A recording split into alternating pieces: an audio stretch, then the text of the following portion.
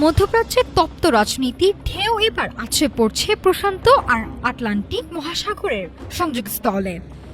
Hormuz প্রণালীতে অবরোধের কারণে বৈশ্বিক বাণিজ্যের মানচিত্র যেন বদলে যাচ্ছে। ঝুঁকি এড়াতে হাজার মাইল পথ ঘুরে জাহাজগুলো এখন ভিড় করছে পানামা খালে। তবে এই বিকল্প পথে পাড়ি জমানো এখন হয়ে উঠছে এক ব্যয়বহুল সংগ্রাম।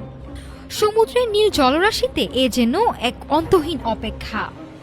ইরানকে ঘিরে চলমান উত্তেজনা আর হরমুজ প্রণালীর অচলাবস্থা বাণিজ্যের চিরাচরিত পথকে এখন অনিশ্চয়তার মুখে ঠেলে দিয়েছে।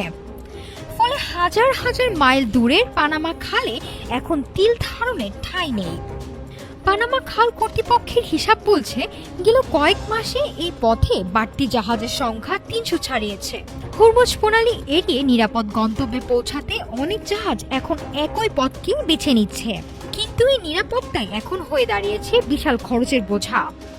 পানামা খাল দিয়ে একটি জাহাজ পার হতেই গুনতে হচ্ছে গড়ে $4 লাখ, আর যারা লাইনে দাঁড়িয়ে থাকতে চাইছেন না তাদের পকেট থেকে বেরিয়ে যাচ্ছে আরও সোয়া $4 লাখ বেশি।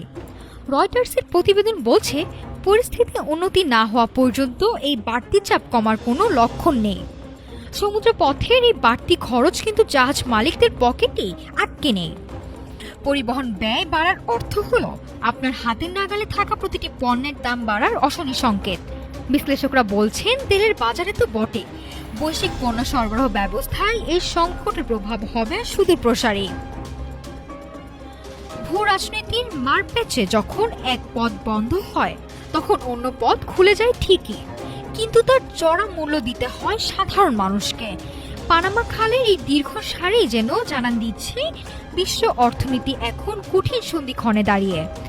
হরমুজের জট কবে খুলবে তা অনিশ্চিত, কিন্তু পানামা খালের এই ব্যস্ততা মনে করিয়ে দিচ্ছে শান্তি ছাড়া বাণিজ্যের জাহাজও এখন তা নির্বিঘ্নে চলতে পারে না। নাফিসা সামিয়া, ঢাকা টুডে।